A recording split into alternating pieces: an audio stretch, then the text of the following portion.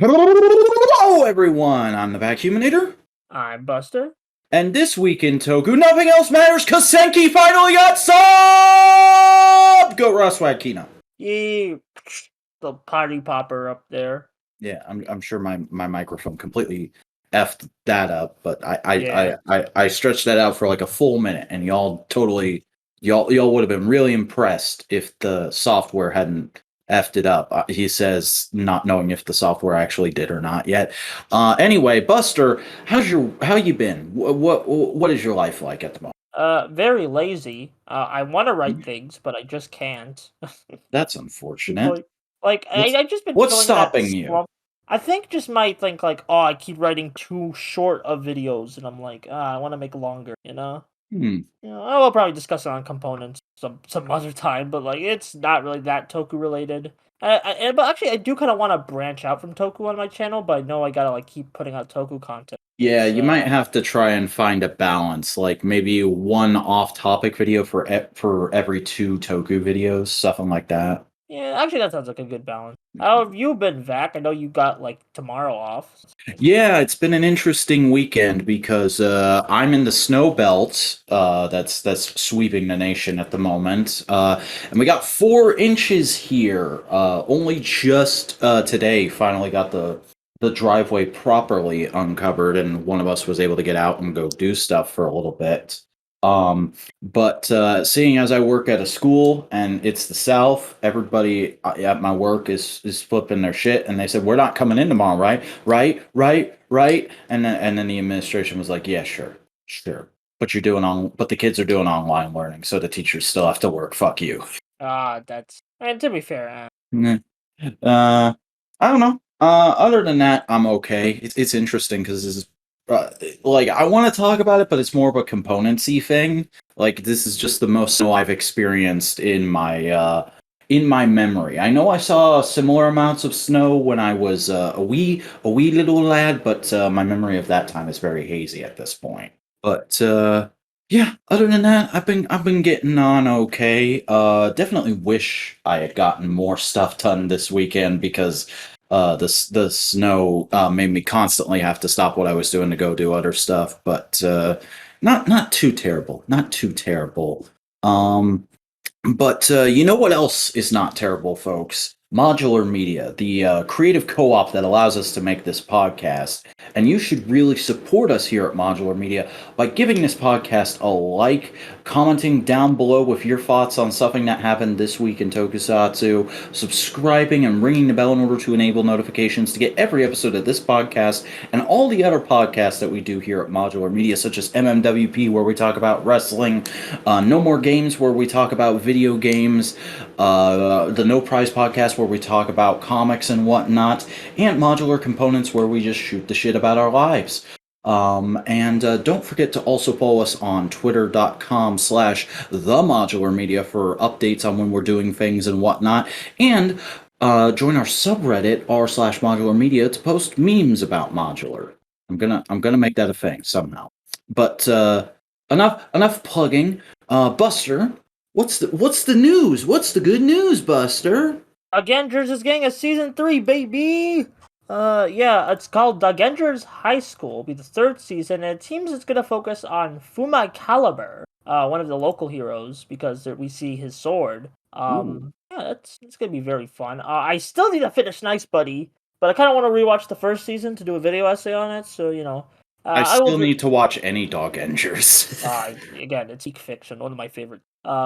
It'll happen someday. Yeah, this is just a teaser image. I'm not sure. I think coming out this season. I don't know, but it's in production and it's coming, and exciting stuff. Definitely will probably be the Toku of whatever year it comes out, unless we get another high school surprise like that. What's not peak fiction? Kamitaman, apparently. Kamitaman, I mean. Kamitaman. Okay, so should I explain this or should you? Do it to your best ability. I'll fill in gaps.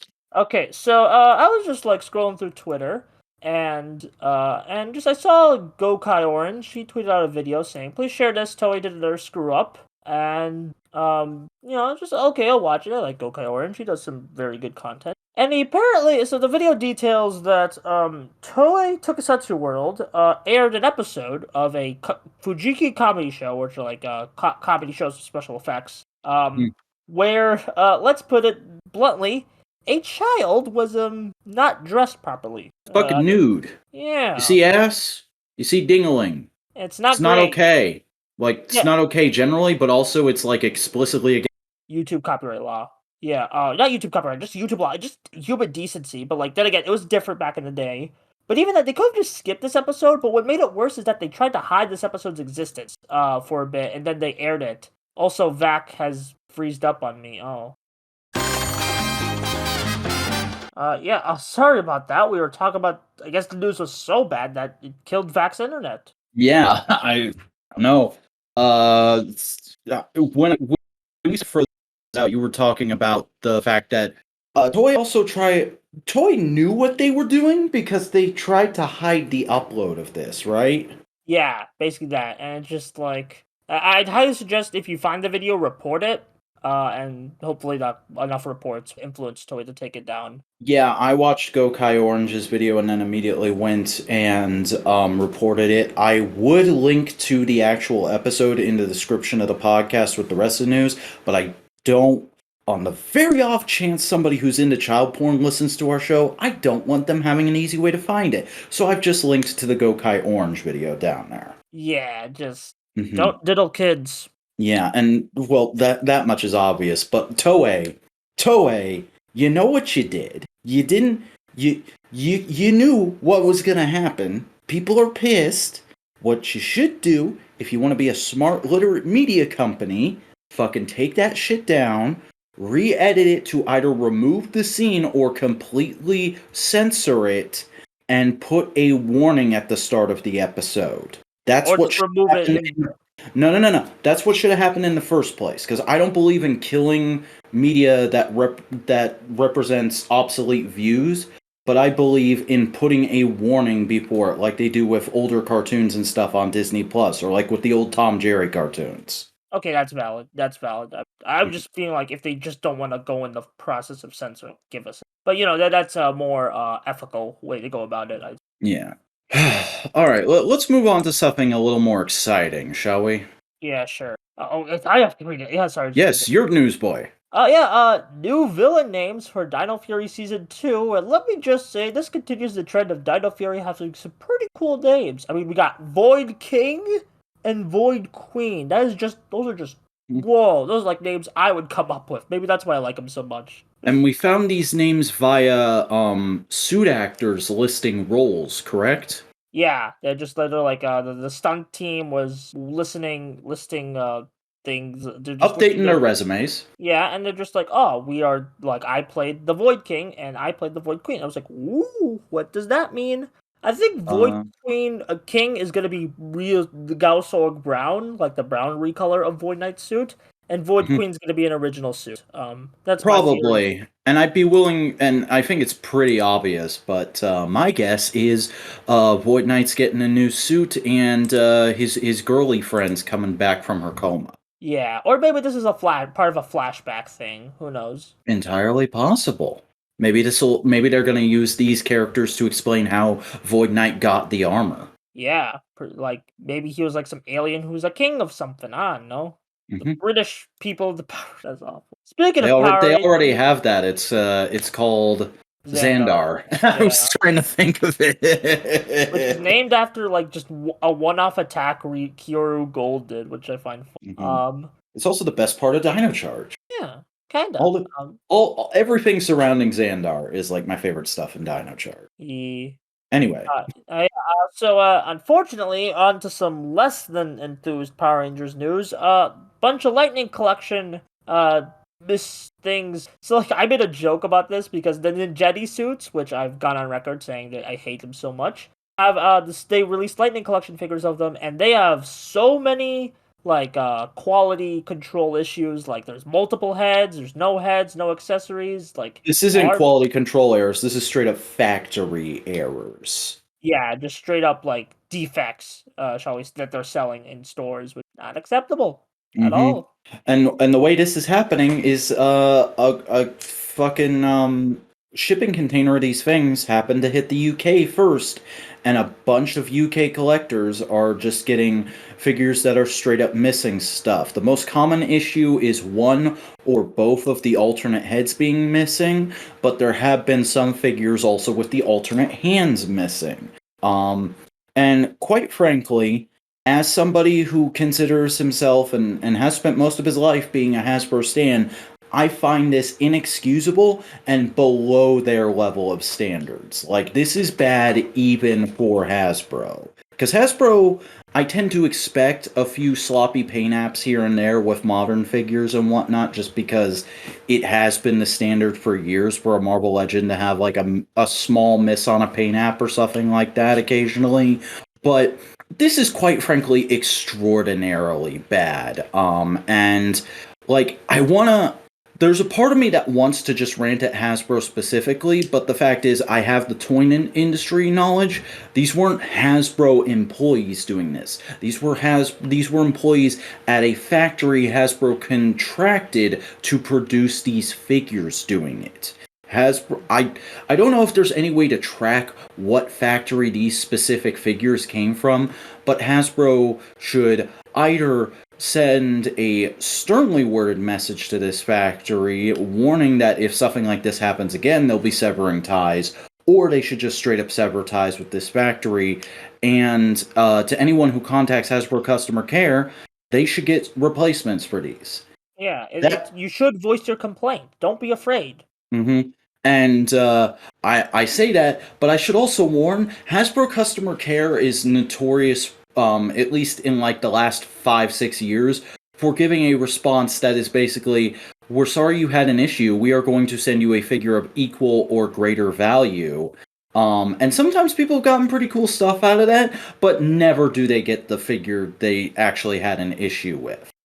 So if people want to contact customer care, definitely do that, but just be warned, you're probably not getting an actual replacement for the figure you're actually having a problem with. If you want a replacement for this specific figure, you might just have to buy it from another source, which is really shitty. I don't like it, but it's been a fact of things with Hasbro for years now. And only by voicing these complaints and saying on social media and places like this that is not good enough when it happens to you, will it ever change. That's just the way these things work. Another thing I would also say is, like, I understand the stores feel like they have to fulfill the pre-orders they have already promised to, but I've only seen one of these stores actually holding the errored figures and saying we're not shipping these out. We're gonna ship proper versions or just issue people refunds in all of this mess. All of these have come from stores that either didn't check their merchandise or saw it, didn't realize there was an error, or saw it, knew there was an error, and just decided to ship it anyway to fulfill the pre-order and get it. That is bad business practices, in my opinion. Now, I don't run a toy store. I don't understand the logistics and economics of doing that.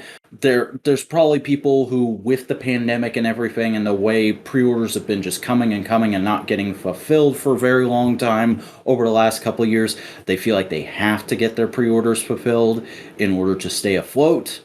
But again, it's this whole thing is just a big mess of, quite frankly, a fuck up that led to a lot of bad business practice situations, in my opinion. Yeah. All right. Shall we move on from? Yeah, let's move on to some cool cool actual new stuff that might be coming. Yeah, Masahiro Inoue is working on his own tokusatsu project. For those who don't know, Masahiro Inoue is the lead actor of Kamen Rider Decade and was also part of the Garo franchise. Yeah, he's making a show that's literally just called Pink. Yeah, Pink Tokusatsu Project. It's currently named, and I don't recommend reading the interview. Inoue is a very funny guy to watch and stuff. It's weird. Inoue is like Jason David Frank, but charming. Yeah, because he keeps coming back to Kamen Rider and like doing things with his character over and over again, and occasionally he'll say, "This is my last time," and then he'll be back 2 years later, and like I never get mad at him for it because he's a genuine Kamen Rider fan. Yeah, that, and also just his character. They keep doing these, just like his characterization, both like just him as a person and him as his character Sakasa.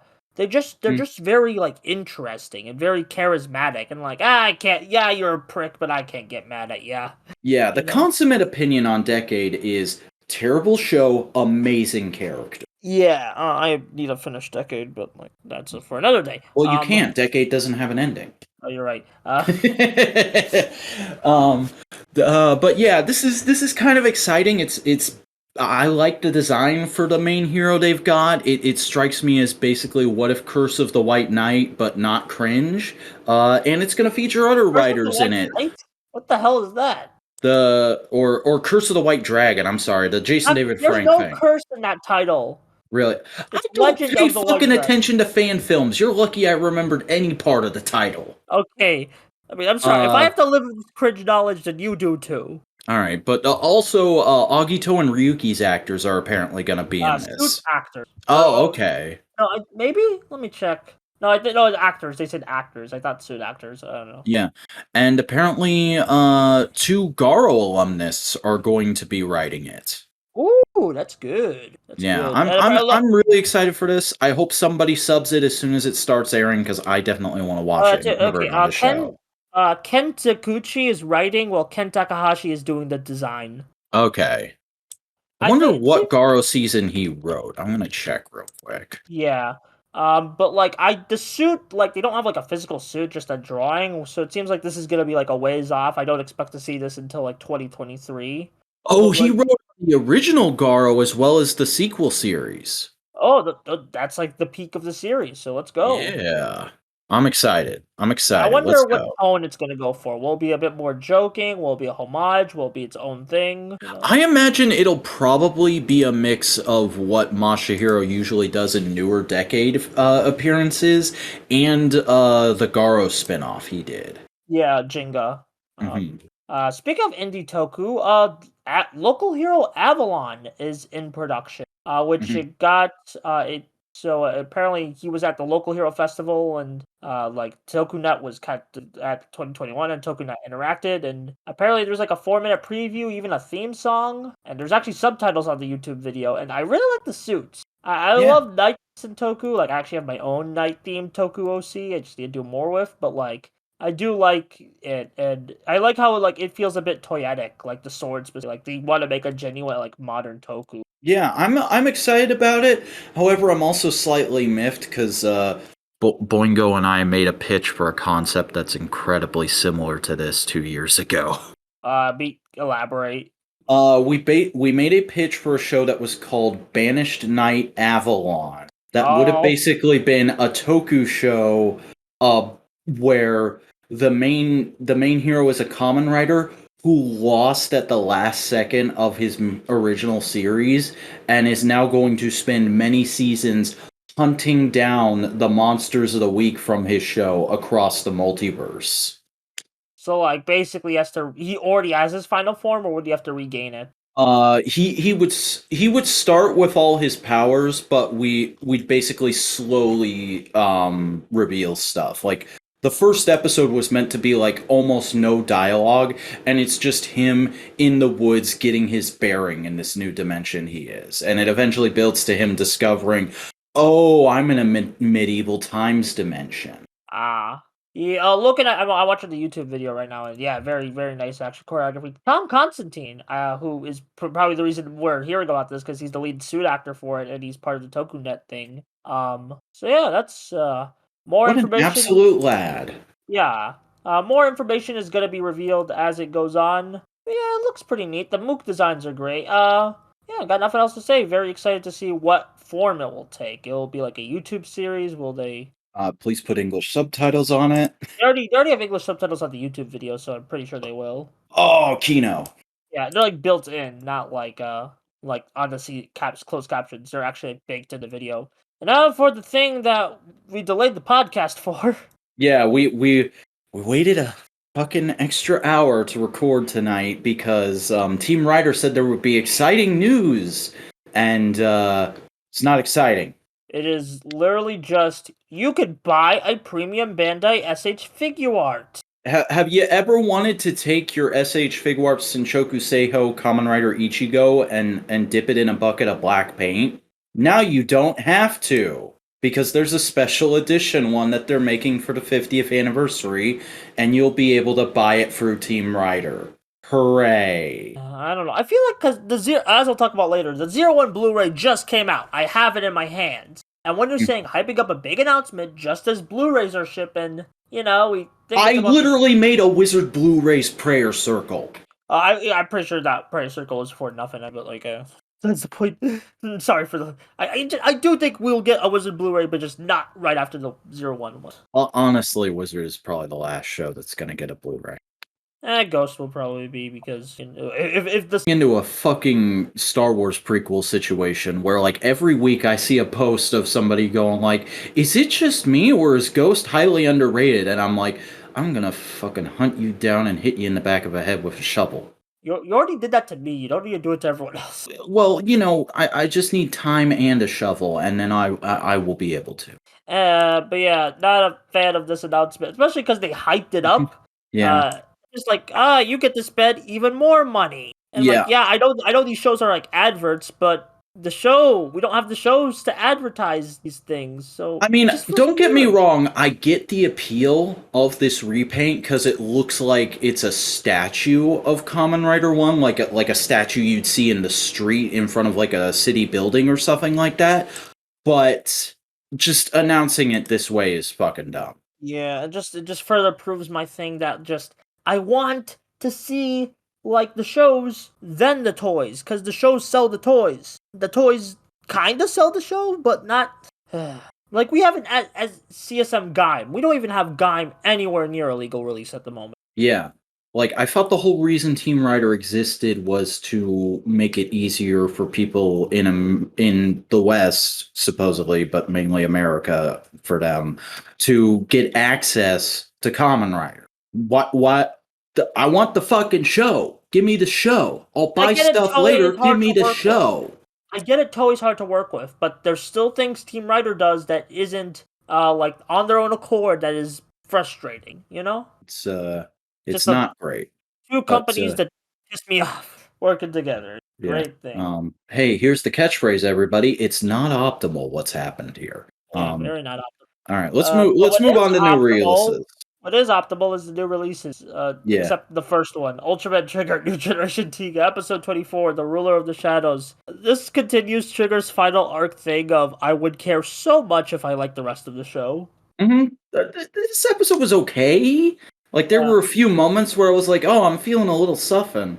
But I'd probably be feeling a whole lot more if I was more invested in these characters. That's my thing with this episode. There are so many cool moments. I especially love the orchestra version of the Trigger theme song, which I kind of want on its own because I really like the actually replayed the fight just to listen to it again. Oh, when Ignis swoops in to help Kengo at towards the start of the episode, I thought that moment was really badass. Yeah, and then like their double transformation at the end, that's pretty cool.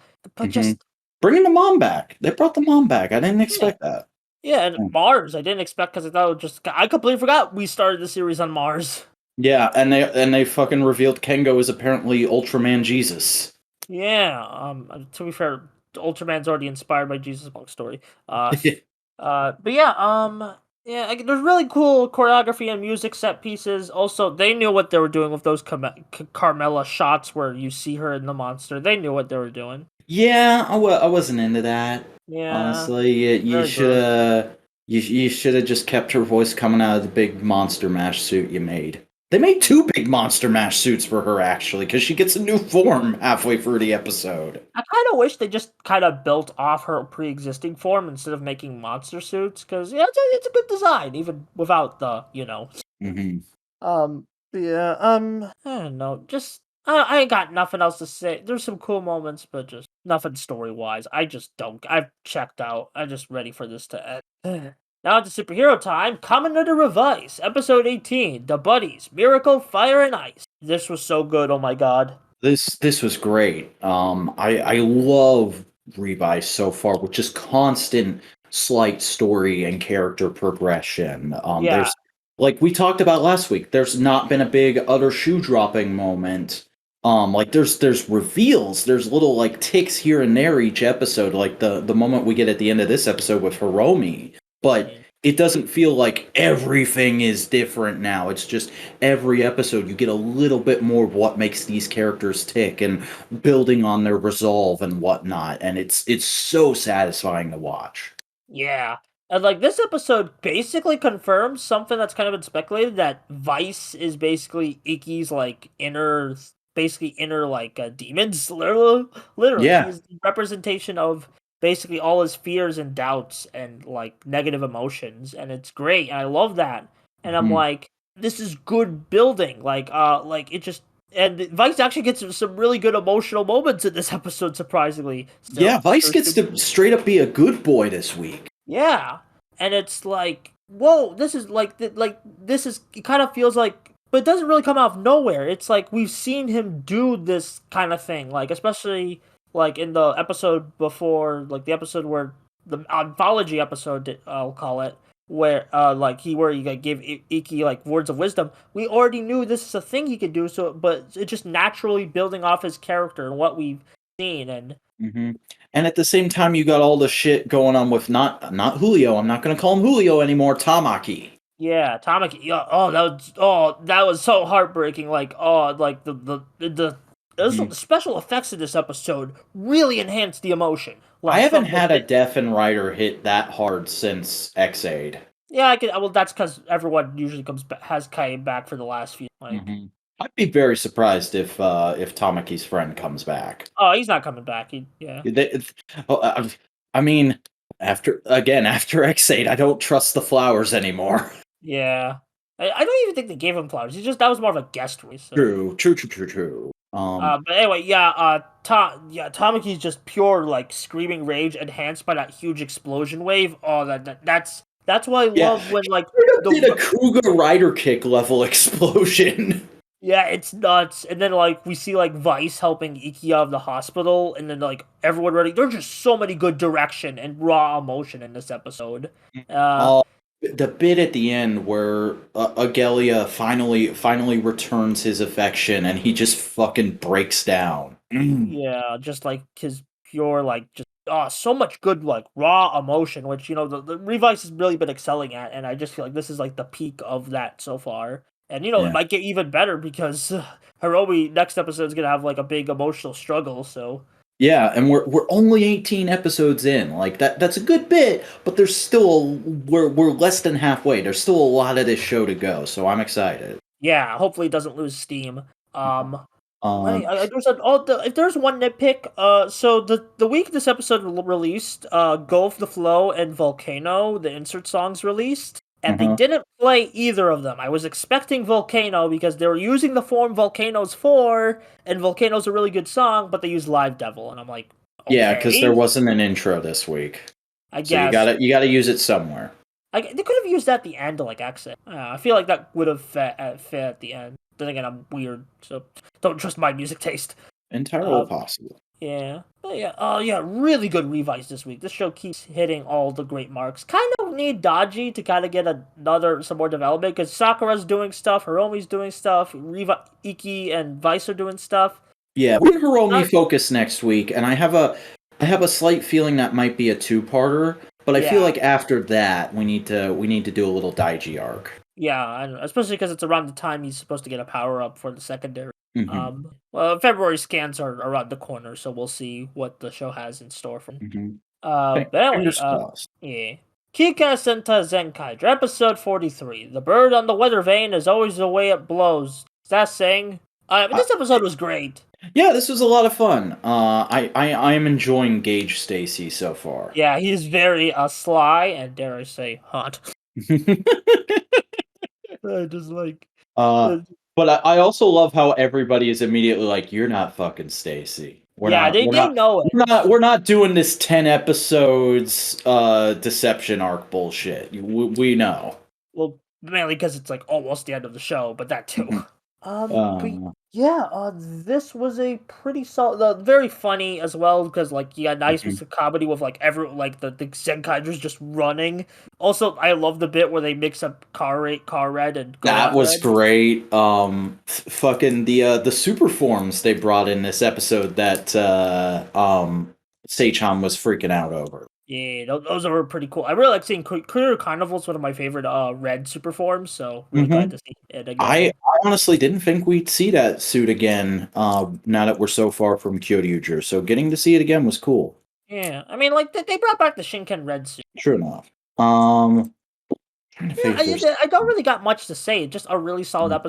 episodes. Docs and Gauge Stacy's interactions. Those were pretty good. A And lot also, of fun moments with Barashida this week. yeah, also very interested. Some like a secret agent, Hmm. like but sabotage maybe, and then he'll die, and then I don't know. Yeah. Who knows what it could be. Also, just probably my favorite line of dialogue in the entire show so far is Barashida going, "What fresh and Yeah, sand?" that's great. That very like kind of reminds me of an old school YouTube line. I'm gonna be posting screen caps from it all over to when I get to watch. Mm-hmm. All right, Um, now for our main event. and now for your motion picture: Kamen Rider Saber plus Kikai Sentei Zenkaiger, Superhero Senki or Superhero Chronicles. That's how it was translated. You go first because I've been talking a lot, and also I have a quick video on the movie. I enjoyed this movie a fair bit. Um, however, I feel like I would have enjoyed it a whole lot more had I seen Saber. And also, I feel like it still has all the general problems I have with the Superhero Tyson series. Elaborate. Um, it just kind of starts and it just kind of ends. A lot of scenes don't have proper transitions between each other, and most of the fights feel extremely bland. Fair. Yeah, the fights could have been a bit better. There's more. It's more of like just a huge action rather than a Hmm. fight. Although there was the cool moments of all the swords. Yeah, that moment was pretty good. Though again, I feel like I would have enjoyed that more if I was familiar with that folktale. This is literally the first time I've heard of that folktale. Yeah, I mean, even like I didn't really like. Honestly, the folk tales are like that. It's a good way of connecting it to Saber's book theme. Also, what Yeah, since you're not familiar with Saber, very interested. What did you think of the cast since they're kind of the major focus of? they seem like good people. Yeah, because I know you're a bit like I feel like you're either gonna love or hate Saber. Maybe you just feel mid about it because it's written by the Ghost guy. So like, Moment I feel very neutral towards it. I'll say that. I'm neither like, oh, I gotta watch this, or nor am I like, I'm never touching this. I'm like, yeah, someday it'll happen. yeah, again, Saber is flawed but very fun in my opinion. Yeah. I mean, there are a lot of scenes with real pathos in this movie, especially for the Saber cast. Like, God, the green screen during that one scene is fucking terrible, but it almost didn't bother me at all. Really didn't care. I mean, I just honestly all green screen just looks the same to me. That's And that's usually I interesting. was caught up in the emotion of just like look at all the memory that especially as like Yeah. someone who's watched Saber, that's Um. like it's that thing. Also, fucking remaking Grandpa's old suit and letting Grandpa meet his creator. Oh, Oh, oh. Um. that speech he does at the end. That was Yeah. beautiful. Though it would have been nice if there would have been a moment where, like, via like Marvel aging technology, we got to see old Shitaro Ishinomori for like a second. No, no, that wouldn't. I don't agree at all. I feel like just putting a picture at the end credits is good enough, and I feel like Fair enough. And actually, speaking of Shotaro Shimori, yes, they put him in this film. This could have gone very terribly. Mhm. It did not. They give him like a care. He feels like an actual human being, and it feels like a good like outlet for creatives. Like, yeah, he like the actual person may not struggle with these thoughts, but like it's such a human emotion that like I'm okay with this, and it feels like as like a celebration of how long lasting creations are. I feel like this is a good message. Yeah, and it's also just like in a meta way, it's kind of hilarious because it now means fucking Saber is basically responsible for Kamen Rider and Super Sentai existing. Yeah. Actually, speaking of that, I feel like Zenkaiger could have got a bit more focus in this movie. Like, Yeah, like they're not completely shafted, but they definitely do get less screen time than the yeah, Saber just two cast. guys who just shows up randomly at the end, and I'm like, Okay. I had to check on Wikipedia to see if this was like a week or two before his debut in the show or something, and it's not. Yeah. Yeah, just it was like during like the 20s of Zenkaiger. Mhm. Uh, but no, I enjoyed the movie. The Felt very cameos like, were very fun. oh yeah, I was. A lot of them were just kind of like, okay, I knew that was coming. That's neat. But for some reason, I never knew that frickin' Shinken Green was coming back, and he's my favorite character from that show. So I was so excited when I saw him. Yeah, also it's nice to see Kirame Blue, who's my favorite. Mm, Also the 01 cameo, oh, that gave me all the good feels. That that was was great. yeah. Mm. Also the Uh, Geo one. Like I know you're not too hot on Geo. I like Sogo mostly. I kind of like in a similar thing of Decade where I'm like, Geo, the show is okay, but I like the main character like a lot. So it's I'll really say this: it was a great use of Sogo. It's a yeah. really good like condensing of his character arc. Yeah. It's a Yeah. really good like condensing of his character arc. Yeah, I think that's why I liked it so much. It's because it shows you what he's all about, like, and what his show is about. Like, I also just love how like just randomly the birthday guy. I guess they were like filming like O's final the 10th anniversary thing, and just like, hey, can you record a quick thing? And they're just like, okay. And then we got the Revice cameo, which I just love how they just completely curve stop the Vital Villain. That just cracks me up. That was a bit random but good. Yeah, I just like yeah. And yeah, the remix cameo was fine. You got your usual like unfinalized effects. Like they're not sure how they do the rider kick because the rider kick's way different. Though. Mhm. But you I know, it will was say, fun. however, like of the four Tyson movies or Sentai Kamen Rider big movie style things we have, I think this is definitely the best one so far. Yeah, I mean it's not. Unfortunately, it's not a high bar to clear, but this is definitely the best one of the Hmm. like 5 springs we have. I know like Yeah, a couple of them were like just mainly Kamen Rider Tyson, She Ghost, but yeah. yeah. All right, Sorry to say. Buster, did you buy shit this week? I feel like you bought shit this I week. bought too much. Sorry, just drinking some water Oh, before cool. I get into it. So first up, I completely forgot to pre-order this when this came in. I got a Ninjor. Oh, So Hasbro. you got the retro ninja thing, right? I completely forgot I ordered this. Yeah, the retro posable, not posable, but like very basic but very fun Ninjor figure. It's about the same. I'm comparing it to the Dino Fury. It is about the same height as them, 6 inch around. I think it's like 7 inch. Even so, I really like it. You can transform it into the modes. It's very clean. I love it so much. I've always wanted a Ninjor, and I'm like, you know what? I finished MMPR video. I I think I'm gonna order. deserve this, damn it! I earned it. Yeah, I earned it. I need to see Kaku Ranger still, which is on my list. To honestly really want to see that. I did see Yeah, Ninja Man and Gokaiger though. That's I'm it. honestly like really positively surprised with that figure specifically because the rest of that line seems like just lame, almost PBC level figures. But that is like a solid remake of the original Ninja Oh toy, yeah, just at a smaller scale. yeah, with the little flip heads, I think they're called like retro morphin flip heads. This is a really good mold and a really good figure. If you want a Ninja or Ninja Man, I'd highly recommend picking this up. It's only like $15 or so, Yeah, and yeah, and that line is Walmart exclusive, right? I got it on Hasbro's website. Oh yeah, that's right. Okay. Because I actually got NinjaCon as well. I pre-ordered NinjaCon. I'll talk about Ooh. him when he ships. He hasn't shipped yet, but like Mhm. supposed to ship in February. Speaking of things that shipped, because I am in the Midwest and not in a snowstorm area, at least as far as I know, my Kamen Rider Zero One Blu-ray shipped in. No, I haven't watched every episode on here, but I have watched the first two and a bit of the third one. How are we feeling about subs? How's sub quality? Sub quality is very good. They're very readable. A problem I have with the Ultraman Blu-rays is sometimes the subtitles can like blend in. I think they're like because they're not baked in, they're like MKV files. Like I have to like edit the subs on my video player. But since the Mm, subtitles are baked in, there's a bold outline over it. okay. Yeah, I Um, like it when they do that. That's good. the package is pretty good. It's a bit thick, but you know it's an 8 disc Blu-ray set. It's Hmm. very similar to Shout's Power Rangers DVDs, or maybe even the Sentai one. I don't own any of the Sentai ones, so keep that in mind. What kind of Um, level of menu detail are we working on here? Is it like those where it's just an image? Yeah, it's very similar to the Ultraman Blu-rays, which kind of sucks because I know Shout Factory has some pretty cool menu times with Mhm. like music. You do get like an instrumental of Real X Time playing, at least on Ooh. disc one.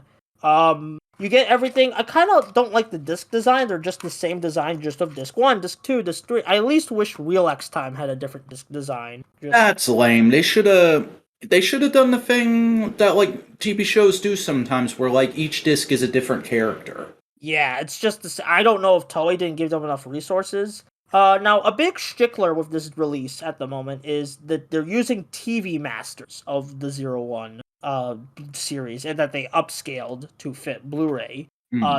Could be a turnoff for some people, but they look very clean though. It's very nice quality at the very least. Okay, as long as it looks good, I don't care about that kind of stuff. Yeah, it's still like weird, and I feel like the Toei could have given them a bit more resources because literally the poster is just the Blu-ray cover, just as a poster. But that's also the general promotional poster that came out for Revice ahead of it, or Zero One ahead of it airing. Excuse me. Yeah, fair, but like my thing is just I want a bit more variety because that's also the image they use on the discs. Hmm. So just you get a bit sick of Aruto pointing at you. That's all they give you to work with. But yeah, I would recommend this release. It's a bit pricey, but like I think if you count, You're getting a lot of show and movie though. yeah, you're getting like 45 episodes and a pretty decent movie. I like Zero One. I know not everyone does, but I really hope we get another series on Blu-ray eventually because this the first set of pre-orders sold out on sold out on Shout's website. It's back up, but like. Hmm. Yeah, very happy with how. But if you buy it now, you can't get the exclusive poster that we got. Yeah, but like you could probably like get your. I have like an uncle at a paper company, and sometimes he prints me posters. You heard it here, folks. You heard it here first, folks. Get your paper company uncle to hook you up with this one. Yeah, screw uncles at Nintendo, uncles at paper companies, baby. No. My copy of the set is shipped. It just hasn't arrived yet, and it probably won't for a little bit, considering the storm has fucked everything up. Yeah, especially this recording because I think it caused the internet to go out. It might have been. There was a minute there because I had to reset my modem 3 times. After the second time, I was like, my internet might just not be up until tomorrow afternoon. That might be what's happening here. Oh god, we would have to do another 2-part episode. Hmm. Um, Oh boy. But anything else to say on the Zero One Blu-rays? I don't know, but it's pretty good. Kind of want to get a figure or belt to kind of complete it out, but I really like their selling belts on like Toku Collector or Bluefin. I mean, I do have the Zero One and the shot. I have the shot riser and the Zero One driver, so I'm pretty all geared up. Yeah. Yeah. Zero One is good. Please buy it. Yeah. Support Toku releases in the West, fuckers. Yeah. You can put that quote on the Blu-ray. Yeah. Just support it, or just put the quote that Zero One is a good and I like it. It's the most like plain statement. Uh, that's something we should do. We should start like pitching quotes to put on the Shout Factory Blu-rays for writer shows in future Or like even the episodes. Mill Creek Blu-rays for which Mhm. actually like if the Ultraman Blu-rays that are like $10, sometimes 30, have like different discs for images, why can't the $50 Shout one can? I don't know. Yeah.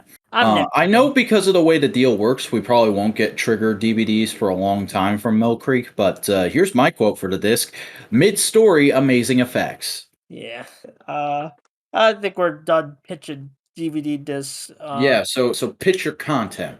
All right, I'm Buster Corp. I do video essays, I think, on YouTube at Buster Corp. We're close to 800 subs. I recently released a review of Superhero Senki and the Everhood game. Please watch the Everhood one specifically, but also watch the Senki one. Watch all my content at the Buster Corp YouTube channel. Yeah.